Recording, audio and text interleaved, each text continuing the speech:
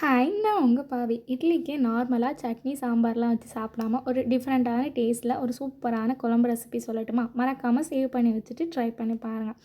இது பண்ணுறதுக்கு வெறும் 2 கத்திரிக்காய் மட்டும் போதுங்க. அதை நல்லா க்ளீன் பண்ணிவிட்டு அது இந்த மாதிரி குட்டி குட்டியாக சாப் பண்ணி எடுத்துக்கோங்க. அப்புறம் ஒரு வெங்காயத்தையுமே இந்த மாதிரி குட்டி குட்டியாக சாப் பண்ணி எடுத்துக்கலாம். அப்புறம் ஒரு தக்காளி அதையுமே குட்டி குட்டியாக நறுக்கி எடுத்துக்கோங்க. அப்புறமா ஒரு உருளைக்கிழங்கு குட்டியாக இருக்கிற மாதிரி ஒரு உருளைக்கிழங்கையுமே இந்த மாதிரி நல்லா கட் பண்ணி எடுத்துக்கோங்க. அப்புறம் ஒரு குக்கரில் நம்ம கட் பண்ணி வச்சுருக்க கத்திரிக்காய், உருளைக்கிழங்கு, அப்புறம் வெங்காயம், தக்காளி, கூடவே 2 பச்சை மிளகா, கொஞ்சம் உப்பும் மஞ்சள் தூளும் 2 கப் அளவுக்கு தண்ணி ஆட் பண்ணி ஒரு 4 விசில் விட்டு எடுத்துக்கோங்க. காய்கறி நல்லா வெந்ததுக்கப்புறமா மேஷர் வச்சு இந்த மாதிரி நல்லா மேஷ் பண்ணி எடுத்துக்கோங்க. கத்திரிக்காய் பிடிக்காதவங்களுக்கு கூட இந்த ரெசிபி ட்ரை பண்ணி பாருங்கள். கண்டிப்பாக உங்களுக்கும் பிடிக்கும்.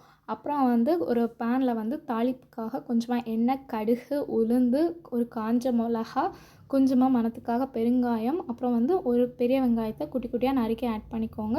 கொஞ்சமாக கறிவேப்பிலையும் ஆட் பண்ணி நல்லா வதக்கிக்கலாம். இந்த மாதிரி நல்லா கோல்டன் கலர் ஆனதுக்கப்புறமா அதில் நம்ம ஆல்ரெடி மசிச்சு வச்சுருக்க அந்த கத்திரிக்காய் மசியலும் கொஞ்சமாக புளியும் ஆட் பண்ணி நல்லா மிக்ஸ் பண்ணிக்கோங்க.